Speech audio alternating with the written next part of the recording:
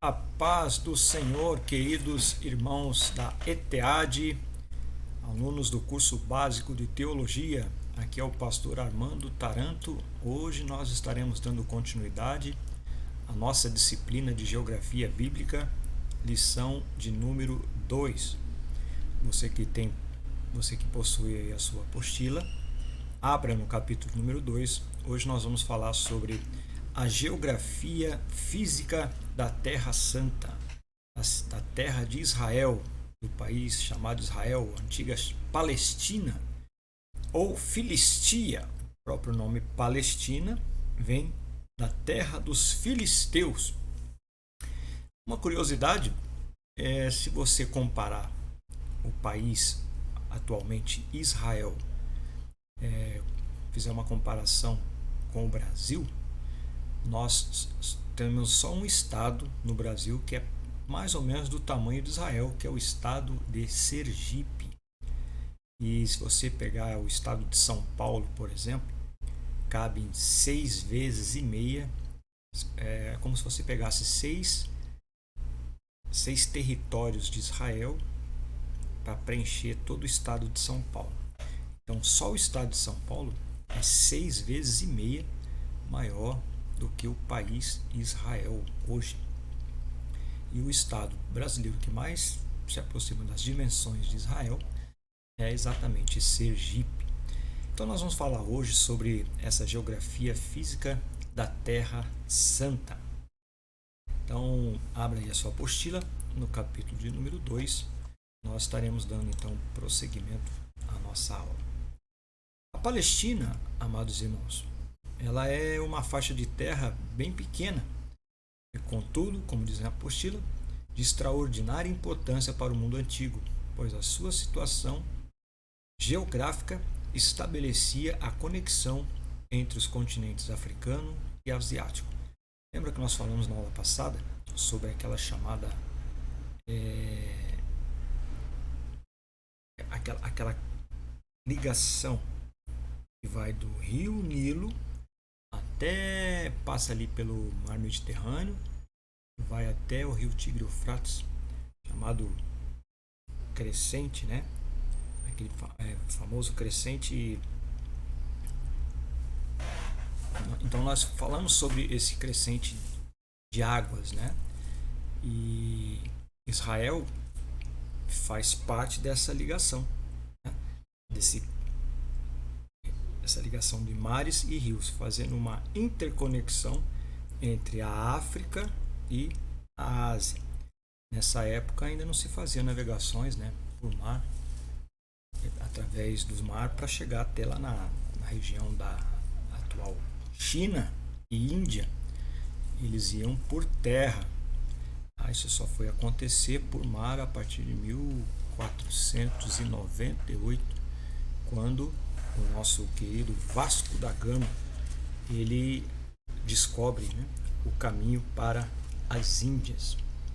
Então nós falamos sobre esse crescente fértil, né? Crescente fértil, me faltou a palavra. Então fértil por quê?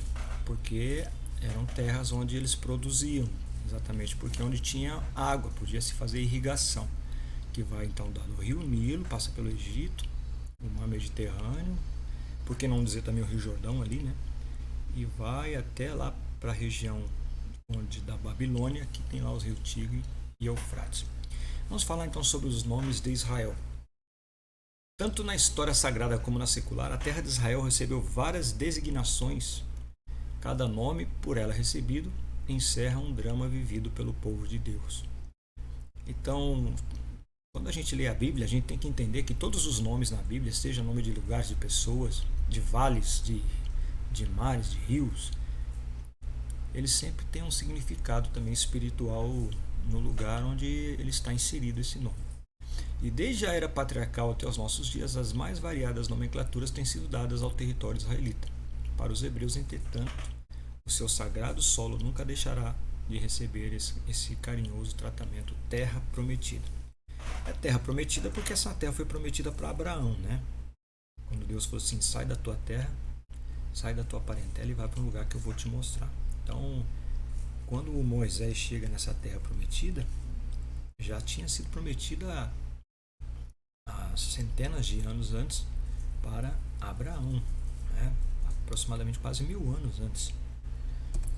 Então vamos ver agora quais foram os nomes que a terra de Israel ou a Palestina recebeu. Primeiro nós temos aqui Canaã.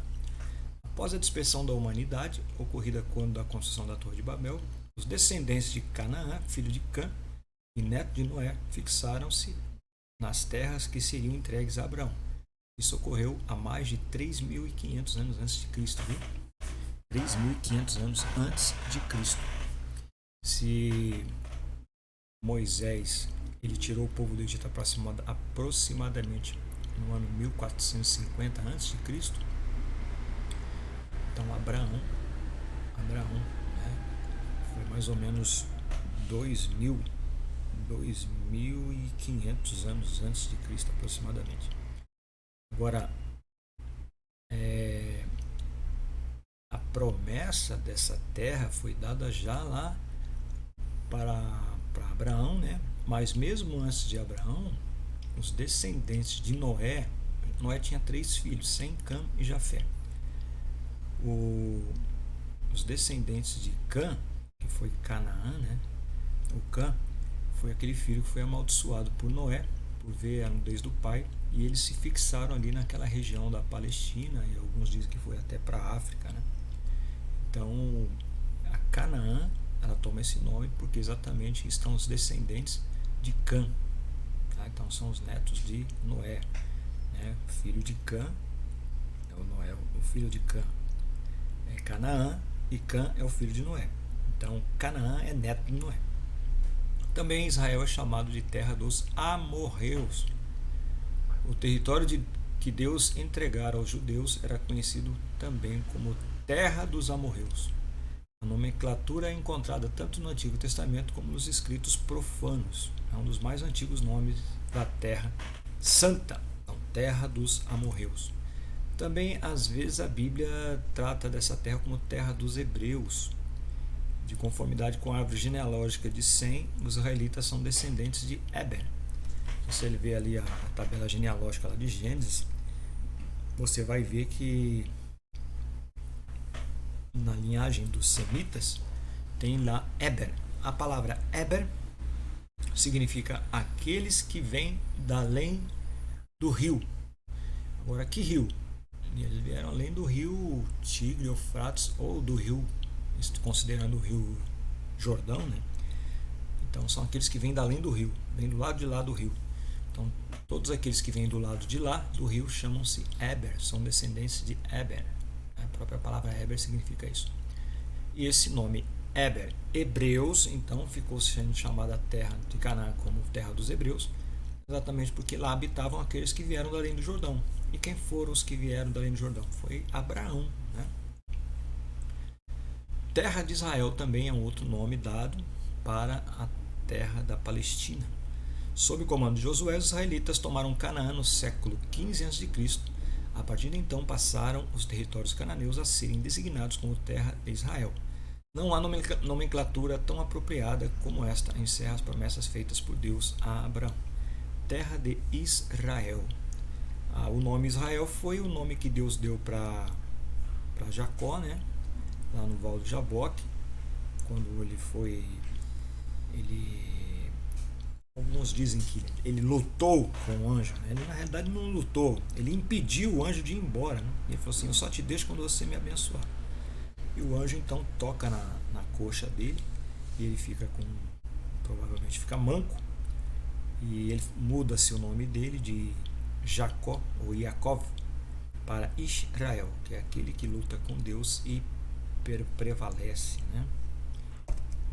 Também a terra de Israel é chamada de terra de Judá. Depois de haver derrotado os cananeus, pôs-se Josué a dividir a terra da promessa. A tribo de Judá destinou ele uma herança no sul de Canaã. Esta terra ficaria conhecida como a terra de Judá.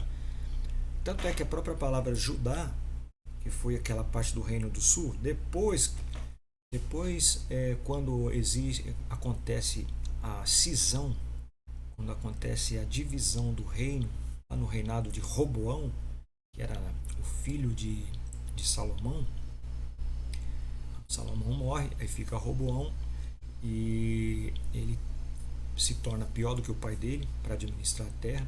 Ele não ouve o conselho dos mais velhos, ele dá ouvido aos conselhos dos mais novos e faz aquela famosa declaração. Os mais velhos disseram: Roboão, é melhor você tratar melhor o povo, ganha o coração do povo, porque o teu pai foi muito duro com o povo, cobrava altas taxas, altos impostos. E depois, no final, ele dá ouvido aos amigos dele: não, faça isso não, rapaz, não dê ouvido a esse povo não. Se o seu pai os feriu com açoite, você vai feri-los com escorpiões. E ele pegou esse conselho e 3 dias depois ele faz aquela grande reunião com toda a nação e fala: olha, eu já decidi, se eu vou fazer uma promessa para vocês, é o seguinte, vou fazer uma declaração melhor. O meu dedo menorzinho é mais largo que o lombo do meu pai. Se ele vos feriu com açoites, eu vos ferirei com escorpiões. E daí já havia sido dada uma promessa pelo profeta Aías para Jeroboão, que tinha sido um empregado de Salomão. Então o Jeroboão vai para o norte, leva 10 tribos, vai para Samaria, e Roboão fica no sul com a tribo de Benjamim e Judá. Depois, lá pelo ano 711 a.C., o que acontece? Os assírios invadem o reino do norte, levam todos cativos, e o termo que se utiliza agora para se designar os descendentes de Abraão, porque agora tinha sido dividida, né? Reino do Norte e Reino do Sul. O Reino do Norte foi levado embora, só ficou a tribo de Judá e Benjamim no sul. Então aqueles que moravam no sul passaram a se chamar judeus. Até hoje esse termo judeus é dado exatamente por causa vem daquela época, né? Que as populações que haviam sobrado da invasão dos assírios foi exatamente da terra do sul. O Senaqueribe não conseguiu invadir no reinado de Ezequias, né? Quando o anjo veio lá, matou 185 mil soldados assírios numa noite só. E o Senhor deu uma grande vitória para o reino do sul. E a partir dali eles passaram a se chamar judeus. Embora o Senhor, nosso Deus, todas as vezes que vai fazer promessa com a nação do sul, ele sempre fala Israel, né? O nosso Deus nunca tem uma visão dicotômica, né? De visão dos dois, norte e sul, né? O nosso Deus sempre tem aquela visão de unidade, de nação. Israel, o Senhor nunca fala reino do sul, judeus, ele fala Israel sempre. O nosso Deus sempre tem a visão de unidade. Então, terra de Judá passou a se chamar também a terra da Palestina ou Israel. Também é chamada de terra prometida. Nos séculos 20 a.C., 2000 anos, Deus prometera a Abraão: sai-te da tua terra e da tua parentela e da casa de teu pai para a terra que eu te mostrarei, e far-te-ei uma grande nação, e abençoar-te-ei, e engrandecerei o teu nome, e tu serás uma bênção. Aqui está século 20 a.C., né? É mais ou menos 20, 24, 25, 23, ninguém sabe exatamente quanto tempo é, né? Mas está por ali, 23, 25, 24 antes de Cristo, são uns 2.300, 2.400 anos antes de Cristo, 2.500 por ali, tá bom? Prosseguindo. Outro nome que é dado à terra de Israel é Terra Santa. Zacarias, um dos mais escatológicos profetas do Antigo Testamento, ele vaticinou, ou seja, ele profetizou: exulta e alegra-te, ó filha de Sião, porque eis que venho e habitarei no meio de ti, diz o Senhor. Também a terra é chamada de Palestina. Palestina porque era a terra dos filisteus, ou filistines, né? Então, o referido nome é proveniente da palavra Filistia, que designava a faixa da terra localizada no sudeste de Canaã, ao largo do mar Mediterrâneo. Os filisteus eram ferrenhos adversários dos hebreus e causaram muitas dificuldades a Saul e a Davi. Aqui está o Domo da Rocha, né? É uma mesquita que está construída no Monte Moriá, em Jerusalém, na Cidade Velha. A hidrografia de Israel. Nós vamos falar agora sobre alguns rios importantes lá de Israel. Etimologicamente, a palavra hidrografia é formada por dois vocábulos gregos. Hidros, o hidor, né? E água, que é água, e grafem, que é descrever ou escrever. Então seria como se fosse escrever as águas, né? Ou desenhar onde está as águas, desenhar os rios, dar uma ideia de como estão localizados os rios, algo do tipo. Então a hidrografia, portanto, é a ciência que estuda todos os corpos de água que há na superfície do globo. São objetos do seu estudo os oceanos, quando a gente fala de hidrografia. Então nós estamos falando de estudo de oceanos, dos mares, dos rios, lagos, geleiras, lagunas, enseadas, tudo que tem a ver com formações aquosas, né? Geleiras também, né, no caso. Ela detém-se ainda nas propriedades físicas e químicas das águas. Então, a hidrografia encarrega-se também de elaborar cartas referentes às bacias fluviais, leitos de rios e lagos e fundo de mares e oceanos. Então veja como que é profundo aí o estudo da hidrografia. Não é só dizer, isso aqui é um rio. Então você tem que estudar a salinidade, quais são os tipos de minerais que tem naquela água. Se é por exemplo, se for um rio, se é um rio que tem possibilidade de se criar peixe, de se desenvolver peixe. Se é um rio permanente, perene, se é um rio, ou ele é um vade. O que é um vade? Vade é um rio que ele só existe na época das chuvas. Quando as chuvas entram no processo de estiagem, os rios se secam. Nós temos um exemplo lá do Vale de Querite, onde Deus mandou o profeta Elias, né? Onde ele foi alimentado pelos corvos e o rio se secou, porque ali era um vade. Então, na época das secas, o rio se seca. Então, todo rio que seca é um vade, não é um rio. Já o Rio Jordão é um rio que não se seca. Então, essa é a diferença. Então, veja como é profunda aí a hidrografia. Isso faz parte da geografia também. A hidrografia da Palestina pode ser dividida em três partes, a saber, mares, lagos e rios. Vamos falar alguns rios primeiro. Nós temos a bacia do Mediterrâneo. Né? Imagina o mar Mediterrâneo. Ele é composto pelos seguintes rios. Existem alguns rios que desaguam no Mediterrâneo. Rio Belos, Quizon, Caná, Gaá, Serec e Besor. Temos também a bacia do Rio Jordão. A bacia do Jordão é formada pelos seguintes rios. Jordão, Querite, olha o Querite aí. Cedron, Yarmuk, Jaboque e Arnon. Então nós colocamos um mapinha, porque falar só de rio assim é complicado, né? Então vamos ver aí os afluentes dos rios. Olha onde está o Querite, né? Dá para ver o cursor. Isso aqui é o Querite, onde o nosso querido profeta Elias se refugiou por um período, né? Então esses rios aqui são os afluentes do Rio Jordão e esse aqui do mar Mediterrâneo, né?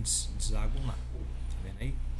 Os rios da Palestina, à exceção do Jordão, estão ou internamente secos no verão e convertidos em quentes passadiços de pedras claras, ou então reduzidos a pequeníssimos regatos, correndo em estreito leito bastante profundo e oculto à vista por um denso crescimento de arbusto. Então, a maioria desses rios ele só existe na época das chuvas, como eu falei para vocês.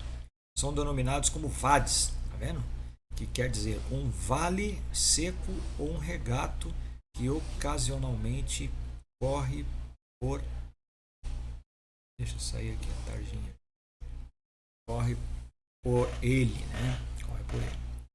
Então tem o rio Querite, rio Yarmuk, Jaboque, rio Arnon e o rio no meio aqui, o rio Jordão.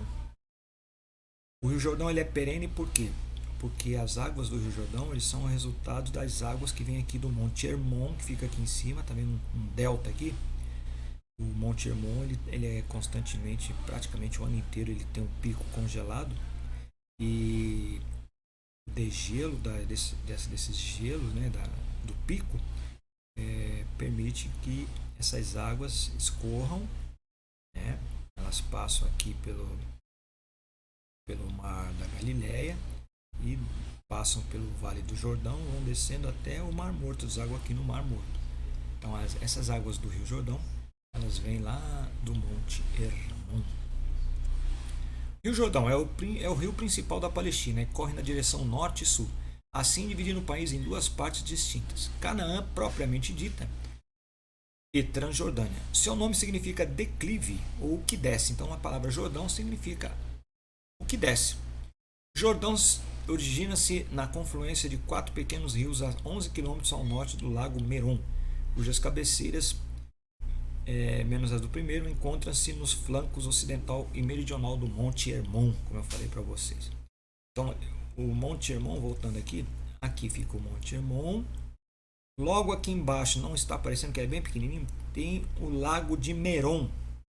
É tipo uma bacia onde essas águas se juntam, depois elas desaguam aqui no Mar da Galileia. E do Mar da Galileia ele segue descendo, é aquele que desce, né, Jordão, até o Mar Morto. Bom, aí está o Rio Jordão, duas fotos dele aí. Aqui provavelmente aqui é um lugar mais tranquilo dele, onde lá em Israel as caravanas, quando vão para lá fazendo viagem, então eles vão para se batizar, né? Fazer um batismo ali simbólico. A gente sabe que na Bíblia o batismo é um só, né? Mas eles vão para lá para fazer um batismo simbólico. E do outro lado à esquerda da foto aí você está vendo o rio correndo, tem uma parte dele que é mais agitada, né?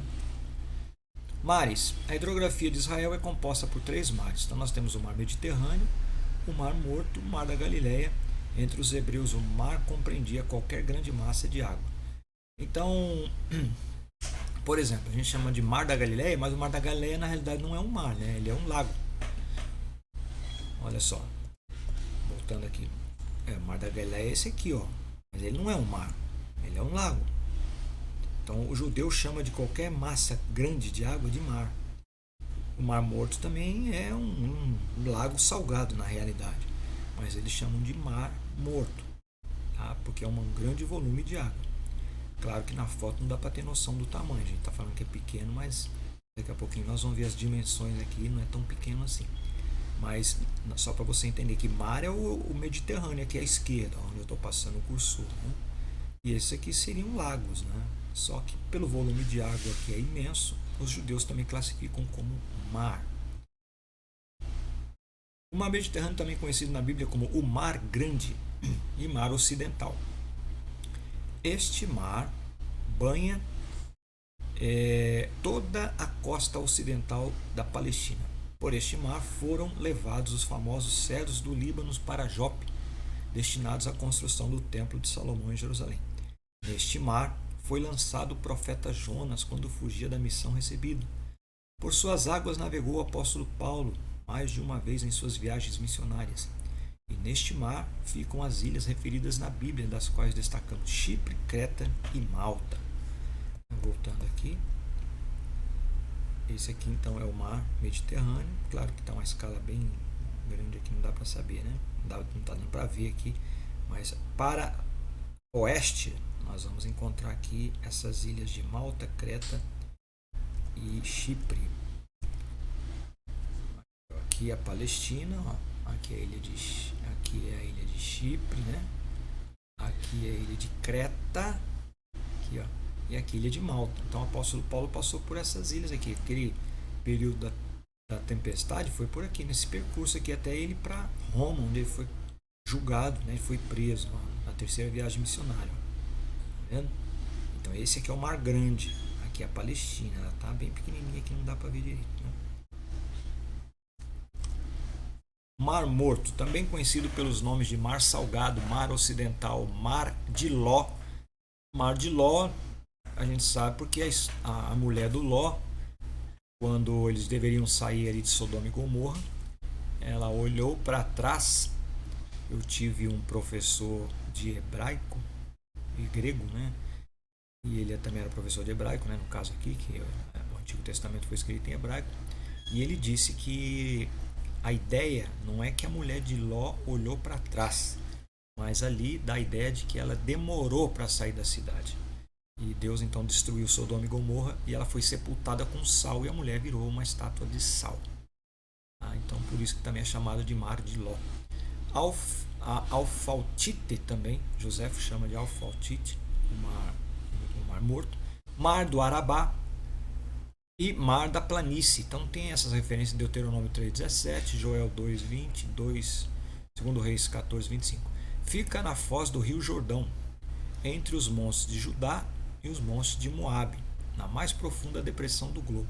encontra-se a mais de 400 metros abaixo do nível do Mediterrâneo, com 80 quilômetros de comprimento por 17 quilômetros de largura. O Mar do Sal ocupa uma área de 1.020 quilômetros quadrados. Então, só para vocês terem noção, 80 quilômetros de comprimento, 17 de largura. Aqui, ó, esse mar aqui, ó, ele tem 80 quilômetros de comprimento, né, e 17 de largura. Olha aqui, 80, daqui a Florianópolis, como se fosse, né? Nós estamos em Itajaí.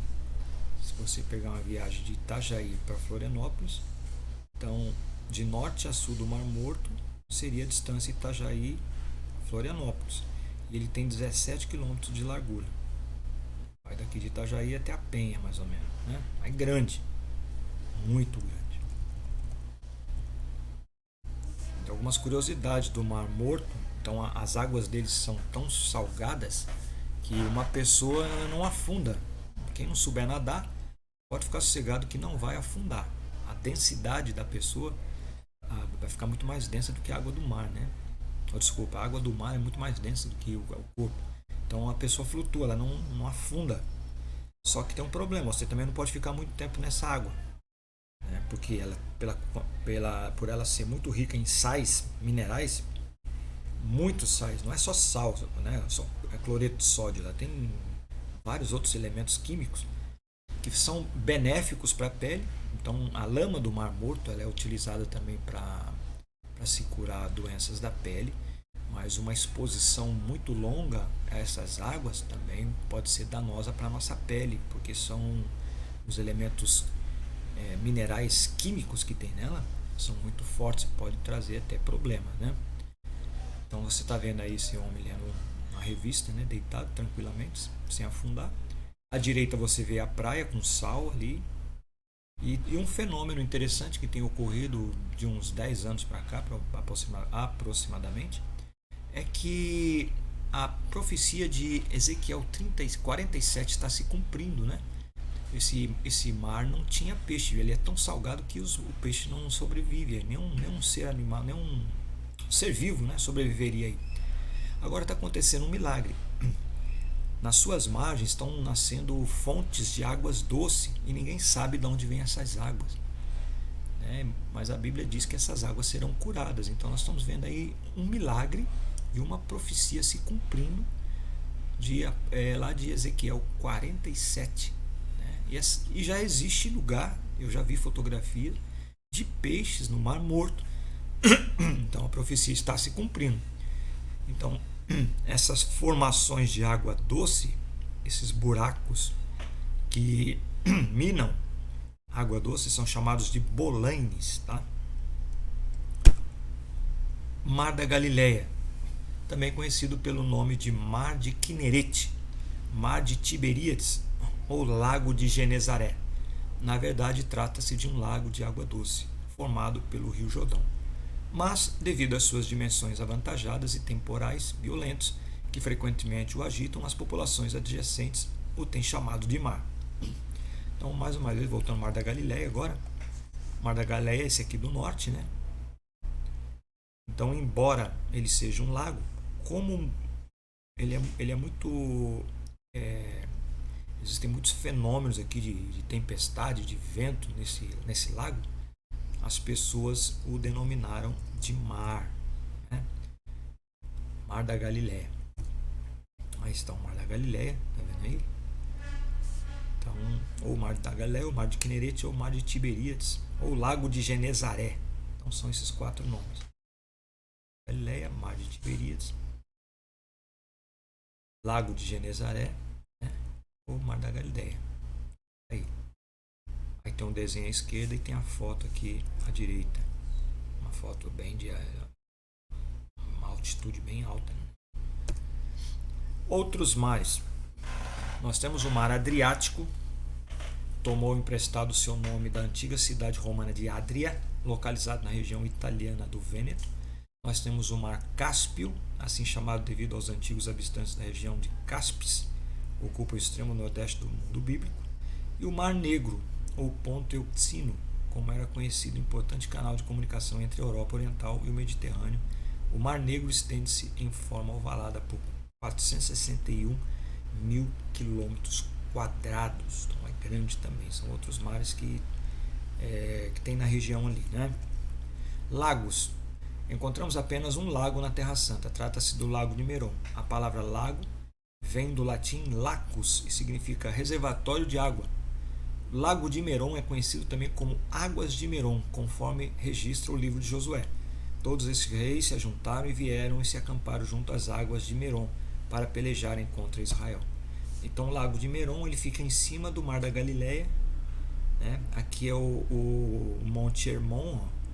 Esse Monte Hermon aqui, as águas, o gelo dele vai derretendo e ele vai abastecendo o Lago de Meron com as suas águas, e do Lago de Meron essas águas vêm para o Mar da Galileia, e do Mar da Galileia vai para o Rio Jordão, e do Rio Jordão vai lá para o Mar Morto.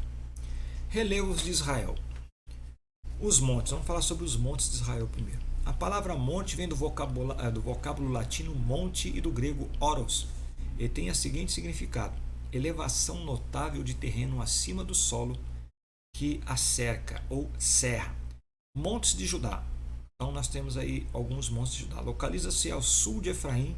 Os montes de Judá constituem-se numa série de elevações entre as quais há arborosos vales e por onde correm riachos que desaguam no Mar Morto e no Mediterrâneo.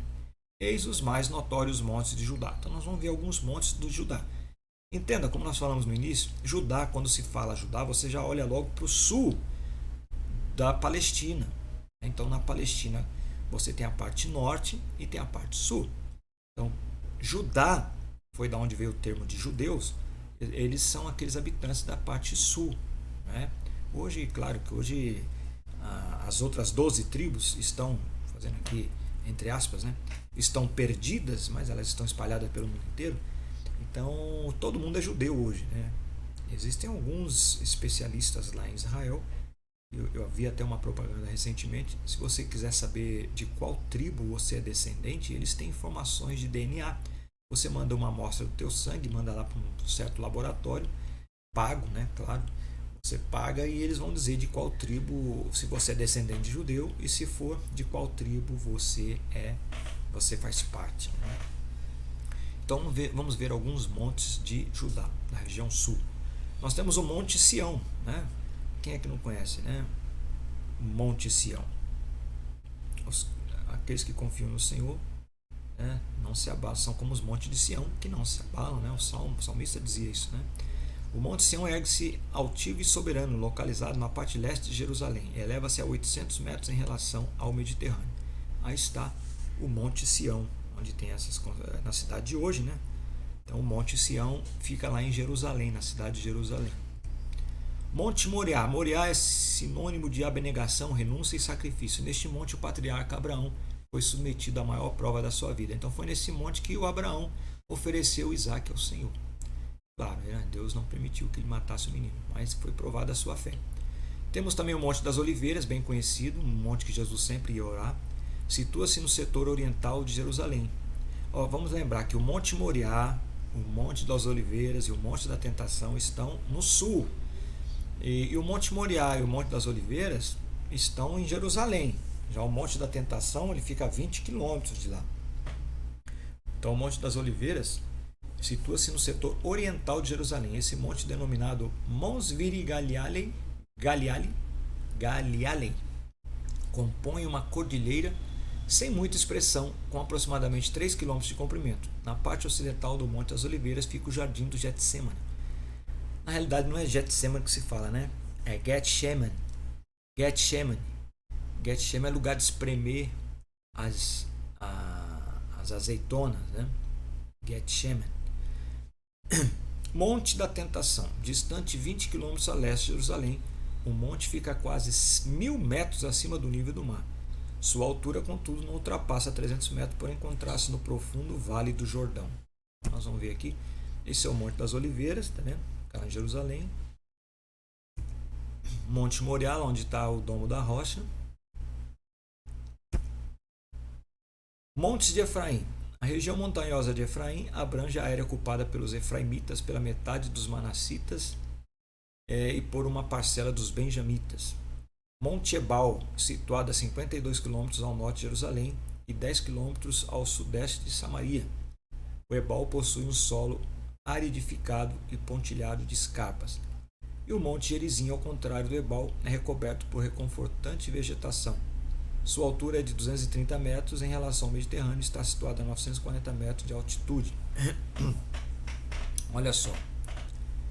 O que aconteceu no Monte Ebal e no Monte Gerizim? Deuteronômio capítulo 27. Foi no Monte Gerizim que o Senhor pronunciou as bênçãos de Deuteronômio 28. E do Monte Ebal as maldições. Tá? Então não se esqueça. Quando Jesus tem um encontro com a mulher samaritana, porque esses montes ficam em Samaria, ela vai falar assim: Senhor, os nossos povos adoram no monte. Dizem que é o monte o lugar de adorar. Vocês dizem que é em Jerusalém. Qual que é o lugar que deve se adorar, né? Então o povo lá de Samaria, eles adoravam no Monte Gerizim. Esse monte que ela está falando é o Gerizim, Monte da Bênção. E é lá onde tinha um altar, né? Tinha lá um lugar que eles fizeram tipo um templo, né? Não tem nada a ver com o templo de Salomão, né? Mas um lugar, um altar lá que eles faziam sacrifício. Os samaritanos. Então Monte Ebal da maldição, ó. Ebal, mal, maldição. E Gerizim, bênção. Então é fácil de gravar. Então aí está o Monte Gerizim, eles ficam um de frente para o outro, tá vendo?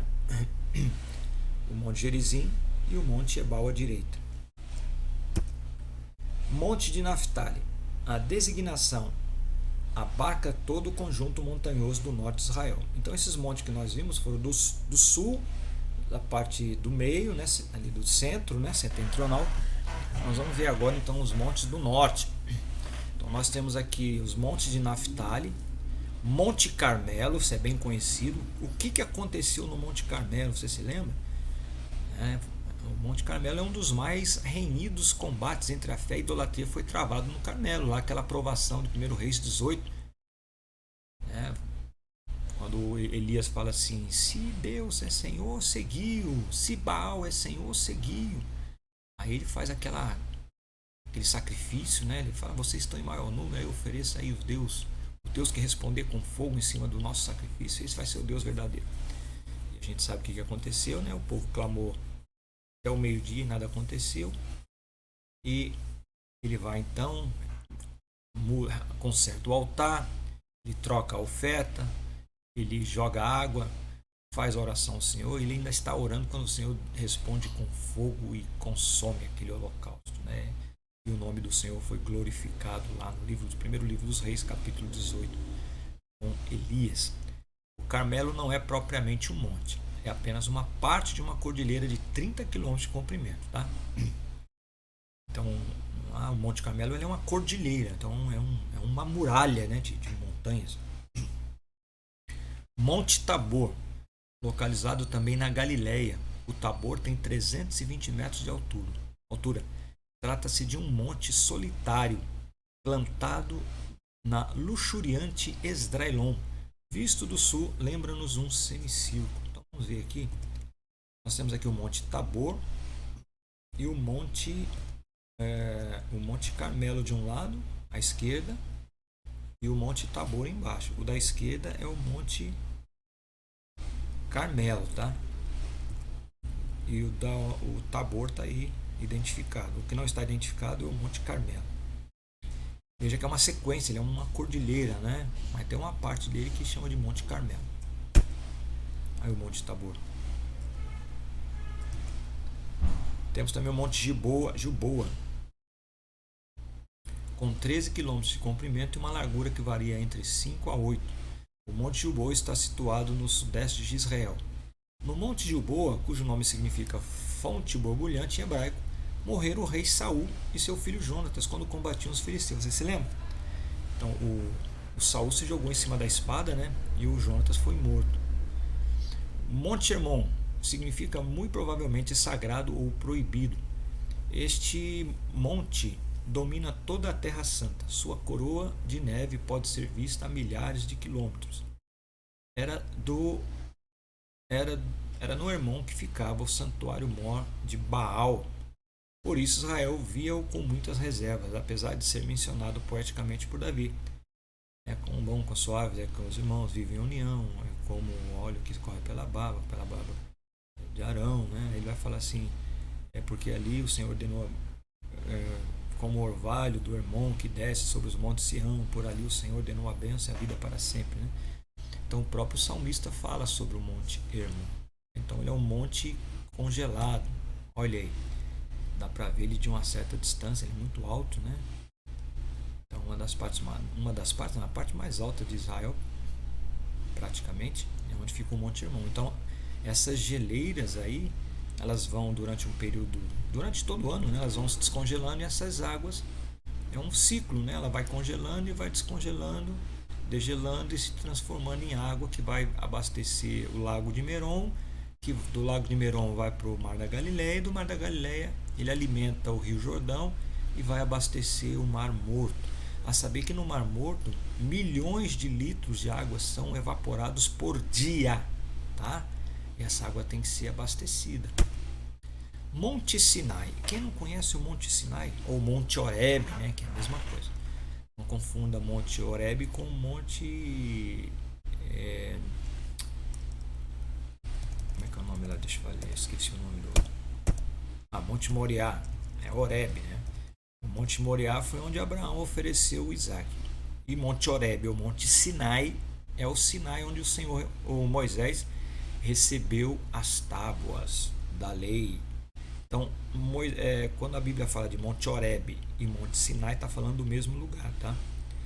Só que existe uma dúvida hoje de em que lugar que é esse Sinai. Tem uns que dizem que o Sinai é na península do Sinai mesmo, né? Nós vamos mostrar daqui a pouco onde é. E outros dizem que é lá na Arábia Saudita. Eu acredito que não, eu acredito que seja ali no monte, na península do Sinai mesmo, ali ao sul da Palestina. Então o Sinai é, na verdade, uma península montanhosa localizada entre os golfos de Suez e Acaba. Nessa região, Deus apareceu a Moisés e o comissionou a libertar Israel do jugo faraônico, conhecido também como Horebe. O monte Sinai serviu de refúgio para Elias, quando ele foi perseguido lá pela Jezabel. Então, olha, está uns amigos, irmãos, né, que a maioria são os crentes, né, que vão para lá, não, turistas também, fazem uma caminhada de muitas horas subindo esse monte. Diz que tem uma vista maravilhosa. Alguns vão de camelo, outros vão a pé. É uma viagem muito bonita e inesquecível, né? Quem tiver a oportunidade de fazer, que Deus te abençoe, que você possa ir e usufruir dessa bênção aí. Os planaltos da Palestina. Então, dois são os planaltos gerais da Palestina. Planaltos são planos altos. Planícies são aquelas planos mais baixas, né? São planos mais baixos. Então, a Palestina ele tem dois tipos de planalto, o central e o oriental. Dois são os planaltos gerais da Palestina. O planalto central, que é como uma continuação dos montes Líbanos e corre pelo centro do país na direção norte e sul, e o planalto oriental, que pode ser considerado como uma continuação do anti-Líbano, correndo da mesma direção do anterior. A altitude de ambos varia entre 650 e 1.300 metros. Planalto Central divide-se em três seções: Planalto de Naftali, que é a região da Galiléia ao norte, Planalto de Efraim, a região de Samaria ao centro, e Planalto de Judá ao sul, entre Betel e Hebrom. O Planalto Oriental, que significa Oriente do Jordão, também subdivide-se em três partes distintas: Planalto de Bazã, ou Aurã, desde o sul do Monte Hermon até o vale por onde corre o rio Yarmuk, e é a região mais fértil para o plantio de trigo e pastagens de gado. Então está aí, né, quando ele fala que vem do norte para o sul, aqui é o Líbano, né? Então nós temos uma cordilheira de montanhas que vem aqui pelo lado oriental. Não esqueça, quando a gente está falando oriental, quando você olha para o mapa, é o que está à tua esquerda, é o que está para oeste. Tá? Desculpe. O central é esse aqui, né, que está aqui ao lado esquerdo. Está para oeste, é o central. Quando a gente fala de oriental, é o que está para leste, está para o oriente. Né? Oriente, para a direita. Então, aqui que está o oriente. O Oriente Médio fica para onde? Fica para a direita, você olhando para o mapa. Então, por isso que esse aqui está à direita, ele é planalto oriental. E ele está oriental com relação a quê? ao Rio Jordão. Aqui é o Rio Jordão, aqui é o Mar Morto, aqui é o Mar da Galileia. Então, com relação ao Rio Jordão, nós temos o Planalto Oriental, que é uma cordilheira que vem lá da região do Líbano, né? O Líbano é toda essa região aqui. E temos o Planalto Central, que também vem do Líbano, que é uma cordilheira que ela varia entre 650 e 1.300 metros também aqui. Então imagine aqui como se fossem duas muralhas, aqui uma montanhosa, uma aqui no centro, né? E aqui para o Oriente. E aqui no meio o Vale do Jordão. Aqui faz um vale, né? Faz tipo um V. Aqui não dá para ver que nós estamos olhando de cima. Aqui. Relevos de Israel, as planícies. Então, se planalto é a parte alta, planície é uma grande porção de terra mais ou menos plana e mais baixa também, de origem sedimentar, geralmente de baixa altitude. Via de regra, os processos de acumulação numa planície superam os de destruição. Planície do Acre nós temos, localizada no extremo noroeste da costa israelense. A planície do Acre estende-se até o Monte Carmelo. A região cujo nome em hebraico é Aco, e significa areia quente, compreende uma faixa de terra que cerceia as montanhas entre a Galileia e Mediterrâneo, o sul de Tiro até a planície de Saron. Aí estão as planícies, né? Essa parte aqui é planície, ó. Tá vendo? O planalto são essas partes mais escuras aqui, que são as montanhas. Ó, aqui é o central, aqui nós estamos olhando na posição inversa. Aqui nós estamos indo para o sul. Aqui é para indo para o sul. Aqui é indo para o norte. Ó. Tá vendo? Então, deixa eu ver aqui. É isso mesmo. Aqui é o Mar Morto. Ó. Aqui é o Mar da Galileia, fica mais por cima. E essa parte mais clara seriam as planícies. Ok? Aqui você é como se a gente estivesse indo do norte para o sul aqui o mapa. Imagina você num drone olhando do norte para o sul, indo para o sul. Então, esse mar maior é o Mar Morto e em cima tem o Mar da Galileia. O Lago de Genezaré é o Mar de Tiberíades. Né? Planície de Moabe. Alta e acidentada, a planície de Moabe estende-se desde as montanhas que dominam o Mar Morto ao ocidente até a Arábia ao norte. Ao sul, vai desde a abertura do Arnon até Edom. Por esta região foram os israelitas expressamente proibidos de entrar. Houve aquele problema lá de Números, capítulo 23, né? Quando Balaque, que era o rei de Moabe, ele vê aquela imensidão de gente que estava vindo com Moisés, que eram os israelitas, e ele ficou com medo de ser invadido, mas Moisés não queria invadir a terra de ninguém, ele só queria pão e água. E o Balaque então contrata um bruxo chamado Balaão para amaldiçoar Israel. Foi aqui nesses montes de Moabe, né? E por causa dessa atitude de Balaque, eles receberam uma maldição lá em, se a memória não me trai, Deuteronômio capítulo 23, que diz lá que nenhum moabita e nenhum amonita entrará na congregação de Israel. Até a terceira e quarta geração, porque não receberam Israel com pão e água, né? Então eles se tornaram abomináveis para Deus. Mas graças a Deus que quando a gente lê a história de Ruth, a gente vê que a bênção de Deus supera a maldição, porque a Ruth era moabita, né? E o Senhor abençoou Ruth. E Ruth, ela é a bisavó de Davi e ela está na genealogia de Jesus também. E ela é moabita, né? Dessa terra que foi amaldiçoada. Coisa linda, né? Assim como Tamar, Raabe, que é uma prostituta também, né? Estão na genealogia de Jesus. A mulher de Urias, lá em Betseba, e Maria, né? São 5 mulheres que fazem parte da genealogia de Jesus. Dentre elas está a Ruth, que é uma moabita, está Raabe, que é uma mulher que morava lá em Jericó, uma prostituta, e nós temos também a Tamar, aquela que teve relação com o próprio sogro Judá, né? Planície de Saron. Saron não é propriamente um nome semítico. O seu significado evoca poesias e idílios, zona de bosques ou bosque de terebintos. Temos também a planície da Filistia, situada entre Jope e Gaza, no sudeste de Israel. A planície da Filistia tem 75 km de comprimento e 25 km de largura. Planície de Cefelá, situada entre a Filistia e as montanhas da Judéia. A planície de Cefelá é caracterizada por uma série de baixas colinas. Temos também a planície do Armagedon, essa é famosa, né? Esta planície é conhecida também por Gisrael ou Esdraelon. O Armagedon encontra-se na confluência de 3 vales, dos quais o mais importante é Gisrael, Vale de Gisrael. Né? Então, Armagedon ou Armagedon seria montanhas do Megido. Então, por isso que fica Armagedon. Montanhas, né? Localizado entre os montes da Galileia e os de Samaria, a planície, a maior de Israel, é insuperável por sua formosura.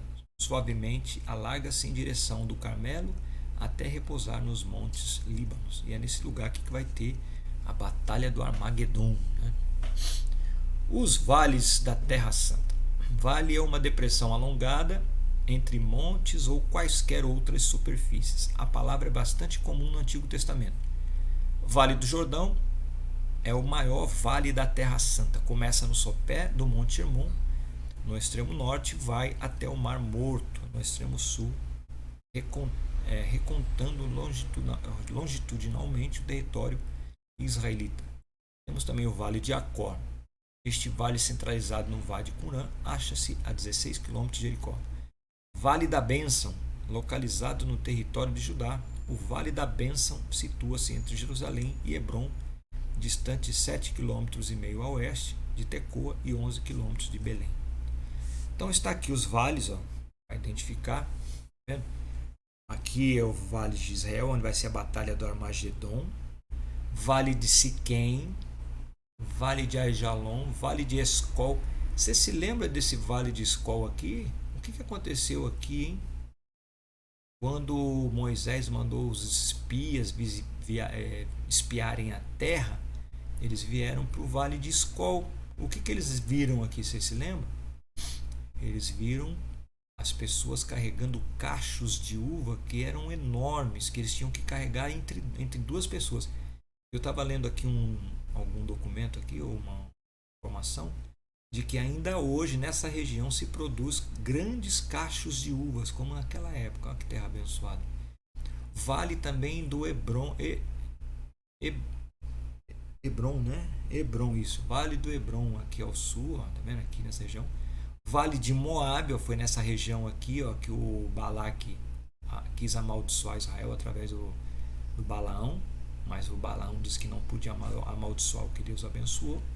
Vale do Acor, Vale do Jordão, porque é próximo do Jordão, né? É um V assim que tem onde passa o Rio Jordão.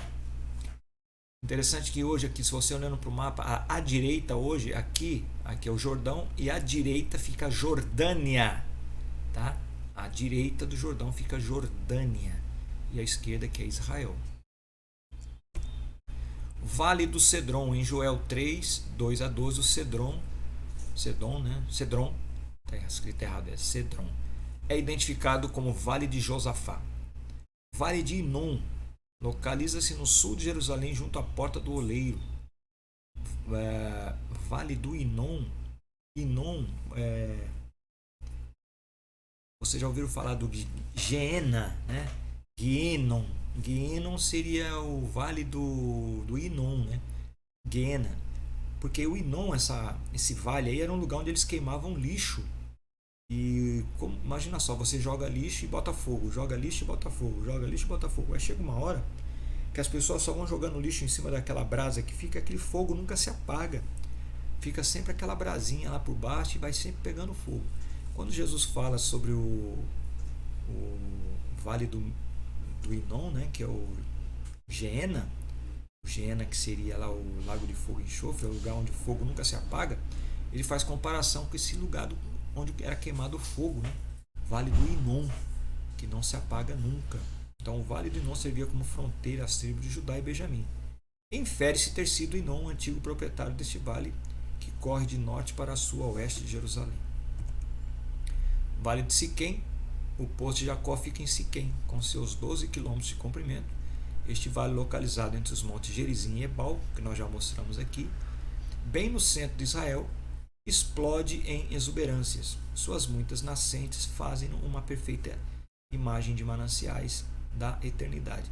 Mais uma vez lembrando aqui daquele encontro de Jesus com a mulher samaritana em João capítulo 4, e Jesus está sentado no poço de Jacó. Então ele está lá no vale de Siquém, e ela, quando conversa com Jesus, ela vai falar de novo, né?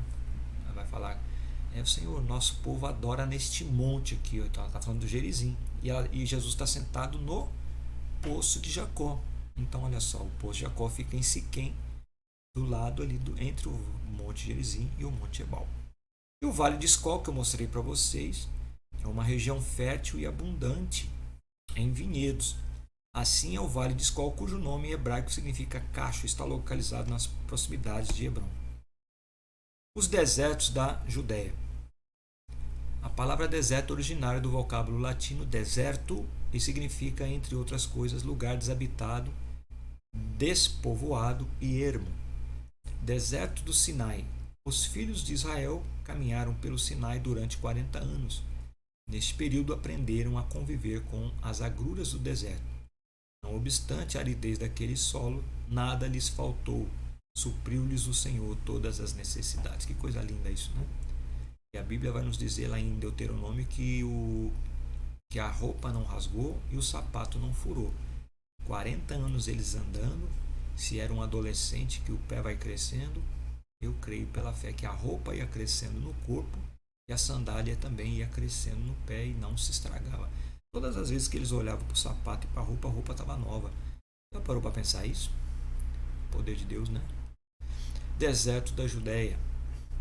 As áreas localizadas desde o leste dos montes de Judá até o Rio Jordão e o Mar Morto formam o deserto da Judéia.